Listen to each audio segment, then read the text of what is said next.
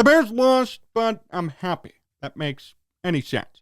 Sports Talk Chicago. Here with Jon Zaghloul. In this video, we're going to break down the Bears-Cowboys game from Sunday, explain how the Bears lost, but also praise Justin Fields for a great game against one of the NFL's best passing defenses. If you're new to the channel, subscribe, set up notifications so you don't miss a thing. We talk Chicago Bears daily. Also have interviews with former Bears players and Bears media members, plus live streams of every Bears game on Sunday. Follow me on Twitter and Instagram at Jon Z Sports, Facebook Jon Zaghloul. Want to watch more of this show? Head on over to sportstalkchicago.com.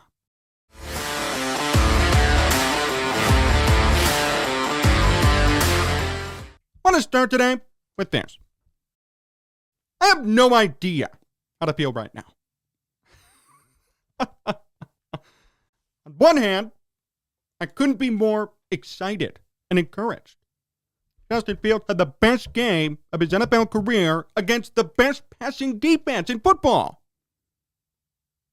Can't even explain that. It's amazing. And it further showed how much he could be the Bears' future at quarterback.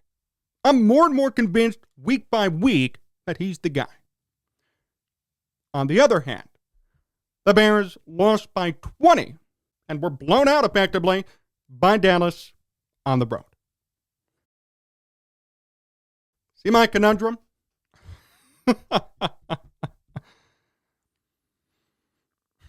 We saw something we usually didn't see. The defense let the Bears down.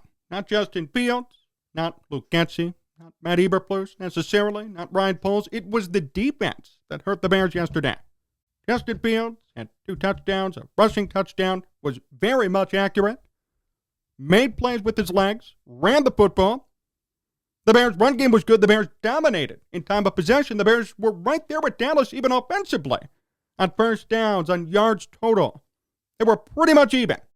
And yet, the Bears lost by 20. The Bears had 29 points, second straight week in which they nearly scored 30. I can't remember the last time we saw the Bears' offense click like it has been. Scoring this many points, putting up this many yards, adjusting to Justin Fields, calling more plays from the Ravens playbook and having them work. It was amazing. It was a clinic offensively. There were a few mistakes. We'll talk about them. But yet defensively is where the Bears failed on Sunday. I really thought this was going to be a much closer game than what happened. The Bears enabled Dak Prescott 21 of 27, 250 yards, 2 touchdowns, 1 pick. Tony Pollard went crazy, averaging 9.4 yards per rush with 3 rushing touchdowns. And that all proved to be the key as to why Dallas won. Look, Dallas pressured Justin Fields a bit, but it wasn't in comparison to the first couple of weeks. It wasn't overwhelming for Fields or the Bears. There were very few times in which the Bears lost a down or lost an opportunity just because of bad pass protection. That's not what happened. That was not the story of yesterday's game. The problem was defense. The Bears allowed only 4 sacks, but Dallas only allowed 1.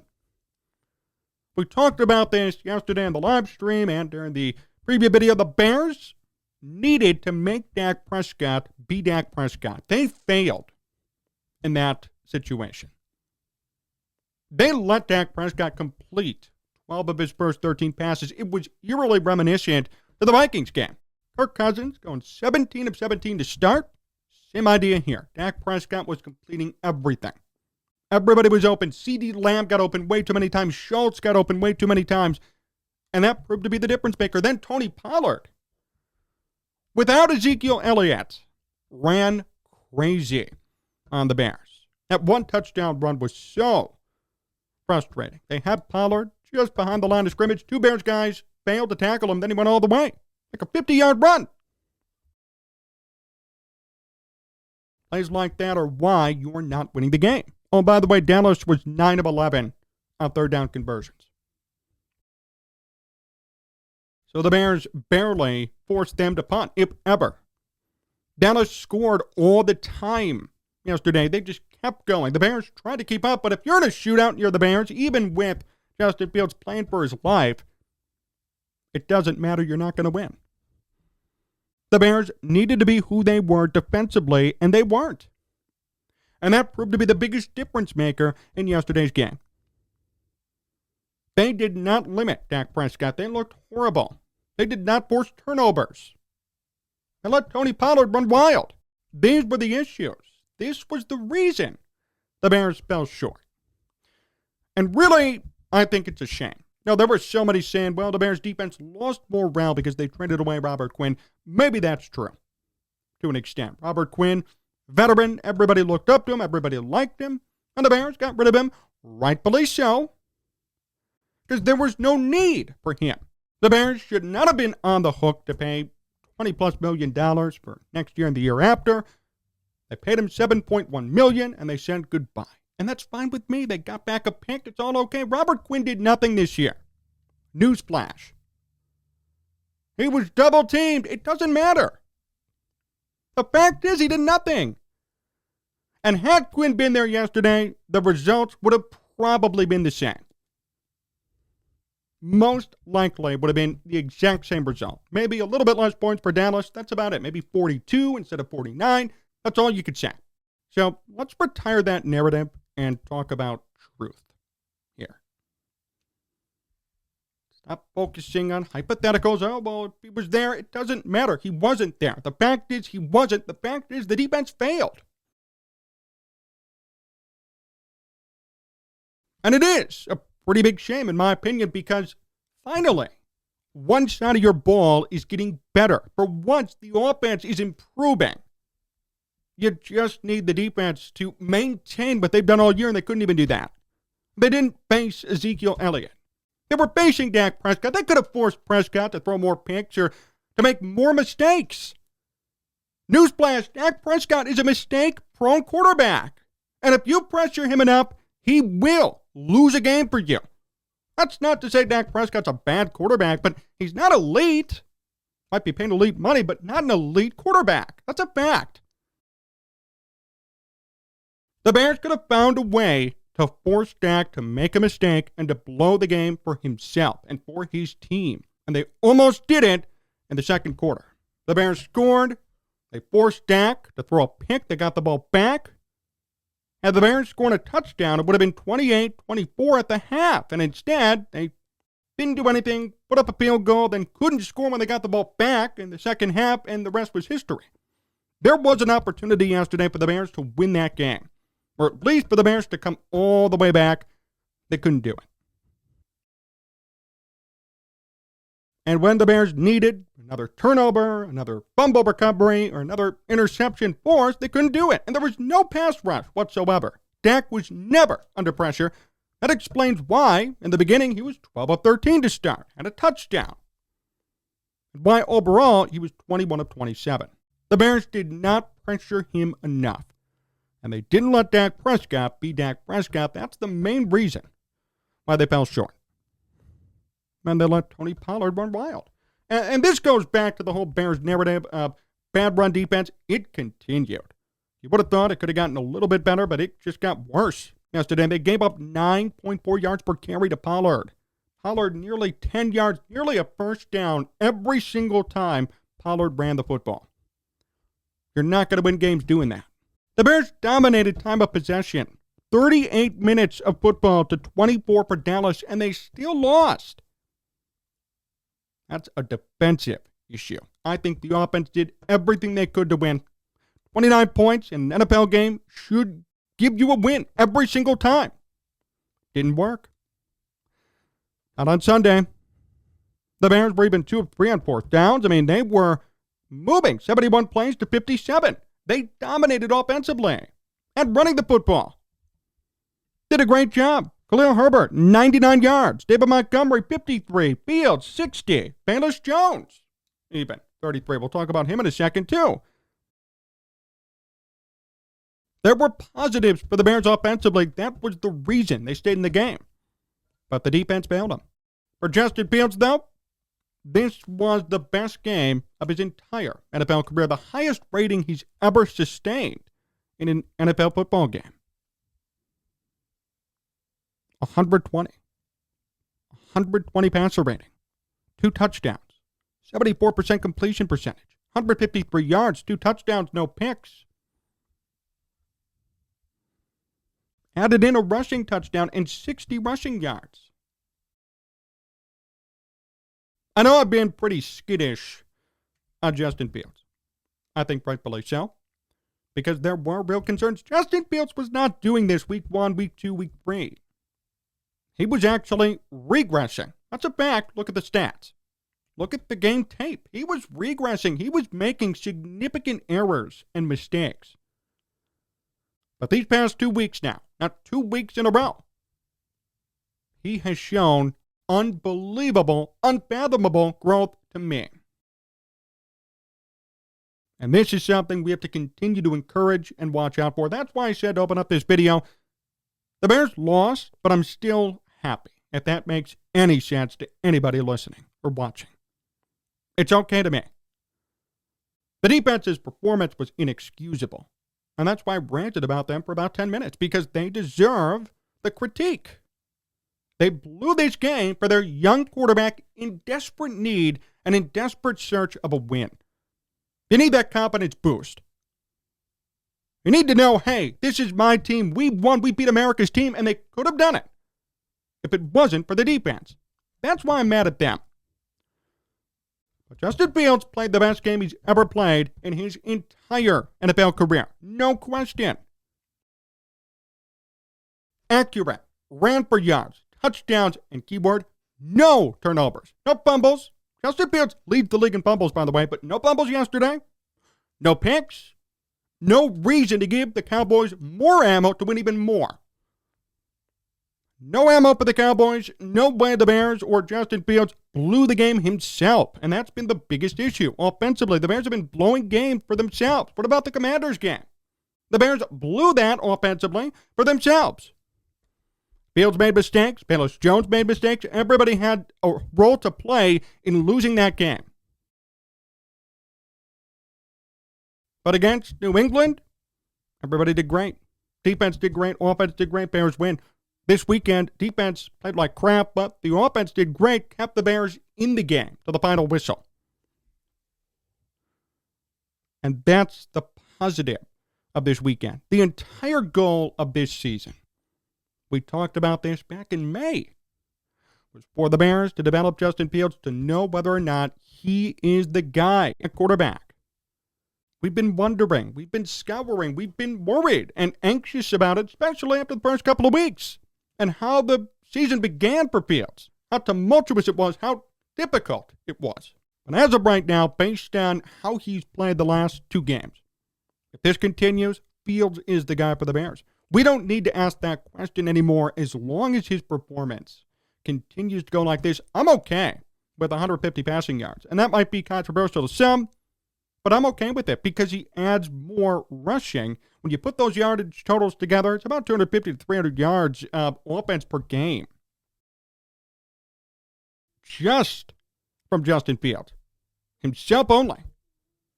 I think that's super impressive.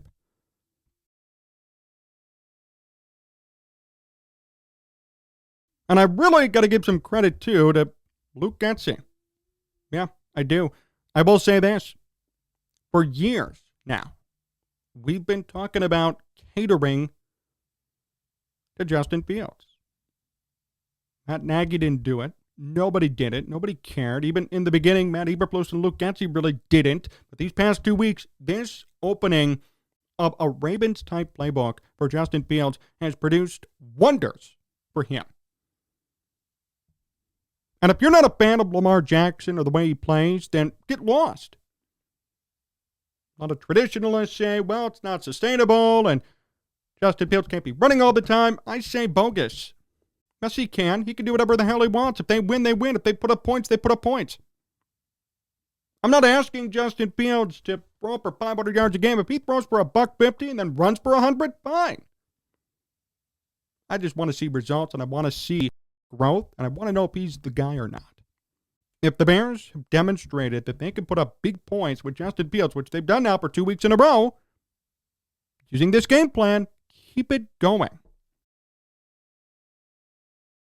I love traditional quarterbacks. I love pocket passers. But you don't need to be a pocket passer in order to win.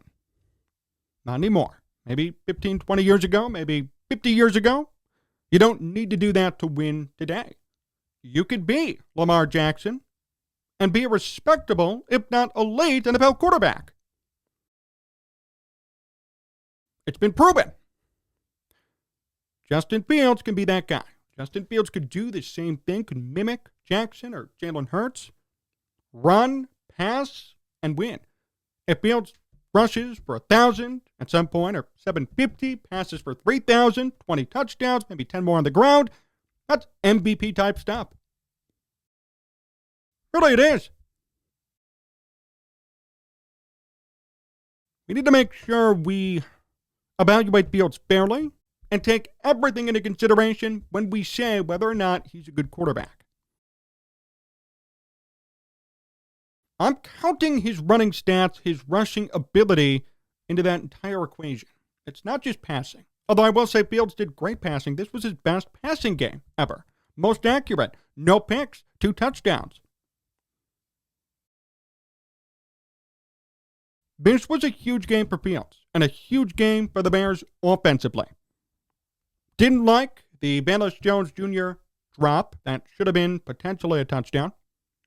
Fields did underthrow EQ St. Brown early in the game. That could have been an easy touchdown if he threw it further ahead of him.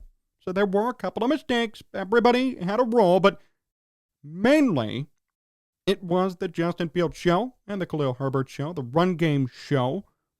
And the Bears stayed in it throughout because of their offensive prowess, because of their ability to score and move the ball. I appreciated that. It was actually fun to watch that game. It really wasn't boring or, oh boy, the Bears are already out of it. Even when they were out of it, I was entertained. I was entertained to see what Justin Fields would do. I was entertained to see how many points they would score. You know the old baseball phrase, chicks dig the long ball? Well, it's kind of the same in football. We want to see points. We want to see something offensively. Look, I like defensive games. I like a 12-7 Bears win, not Commanders win, but we want to see more out of Justin Fields. We want to see more out of this team, and we saw a lot on Sunday. I think this could be a turning point type game, not in the sense that the Bears are going to the playoffs, but in the sense of this offense is finding its identity. This offense is putting up significant amounts of points every single game now, 2 weeks in a row. This offense is finding out who they are, and I think just the right time of the season. The Bears are not contenders. They're not going to the playoffs. They're not going to win everything, but you find your identity today, you could test it out for the rest of the year. Come next year, you're going to be even better. If the Bears could weaponize this offense, bring in some wide receivers, bring in an offensive line so Fields isn't running for his life, and you already know how to succeed with running with Fields and throwing the football, next year could be a big year for the Bears, and there should be significant expectations around this team. So there's a lot to like from yesterday. I'm not thrilled that the Bears lost. We didn't expect them to win. And if you did, then you were probably smoking some Kool-Aid. I said they could have won. There could have been a path to victory, but I was not picking them. They were facing the Cowboys. That said, they did play well enough to win offensively. And really, they should have won. Yes, they should have won. If the defense played like they did against New England, the Bears would have won. That was a defensive loss, a defensive blown game. The defense is to blame for everything that happened yesterday. I was okay with minimal mistakes offensively, except for the Velus Jones thing. Did not like that at all. There were minimal mistakes offensively, but there were major mistakes, major issues defensively. Tony Pollard could not be rushing for 9 yards per carry. That's a first down every carry. Dak Prescott cannot be going 12-13 and only making 1 interception. They didn't force Dak to be Dak. They let Dak be this poser. Because when Dak faces bad defenses, he's a poser. That's the problem. That's why it took the Cowboys so long to determine whether or not they should pay him. Rightfully so. Everybody forgets about that. Dak was not a consensus extension candidate. There were issues with Dak. There still are. Cowboys extended him because they had nobody else, and Cooper Rush was winning even when Dak was hurt. So it's not even a big Dak team. It's a good team in general. Really a good defense, a good run game. Dak's more so the game manager, and had the Bears forced him to make more mistakes, they would have won that game. That simple. But I digress. The fact is, we saw something very encouraging out of Justin Fields. That's the storyline moving into next week. Can the Bears keep this up offensively? Can the Bears put up another 30-point game? Again. Is Justin Fields going to be even more accurate? Will they run the ball more with him? Will Fields score more? Turn over the ball less? These are keys we're going to have to look for. And that's okay. That's the point of this season.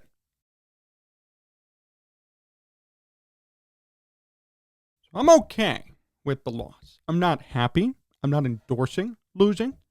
This isn't even a moral victory because the defense played horribly. The moral victory was, you know what? The Bears faced an elite team and played with them and stayed with them. The Bears were not with the Cowboys by the end of the game. 5 minutes to go in the fourth quarter. They're down by 20. They're not in the game.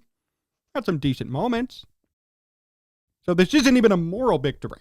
And I hate moral victories. This wasn't a moral victory. This wasn't a real victory. It was just a victory for Justin Fields. That's the key.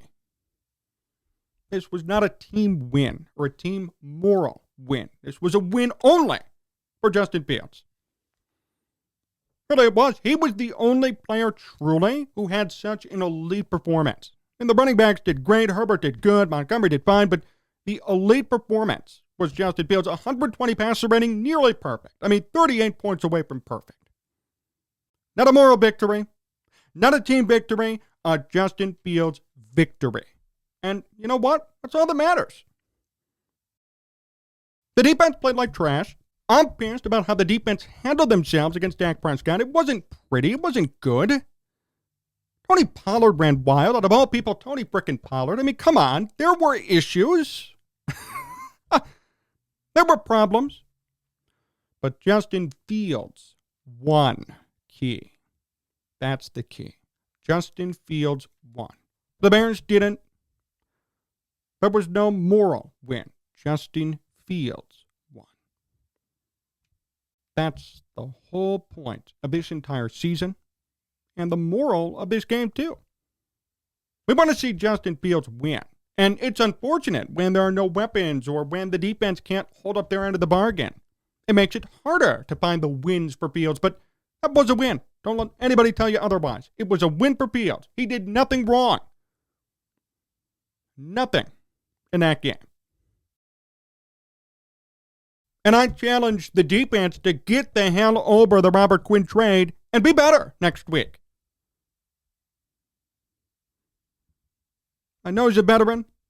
I know everybody liked him. I know everybody was crying. I get it. It's a human element. It's a sport. People are moving. It's tough. But guess what? Be better for your frickin' quarterback. Come on. Robert Quinn's not the leader of this team. Justin Fields is. Be better for him. Play for him, not Quinn. Play for him. Everybody's trying to see whether or not he's the guy. Everybody's evaluating this season on one person and one person only. Justin Fields. Play better for him. I know Robert Quinn leaving is heartbreaking, but man up and play better for Justin Fields. I hope the Bears do that next week, because if they do, they could very much beat the Miami Dolphins.